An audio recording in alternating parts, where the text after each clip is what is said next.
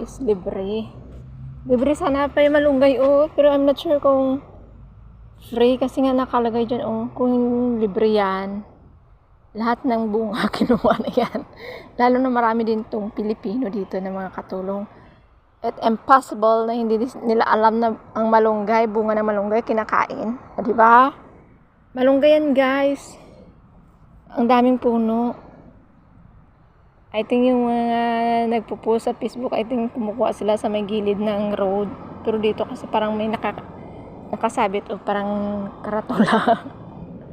At saka kung pwede talaga siyang kumuha, I'm sure wala na yung bunga. Okay, it's up na dyan. Dito na tayo sa mga equipment ng ehersisyo.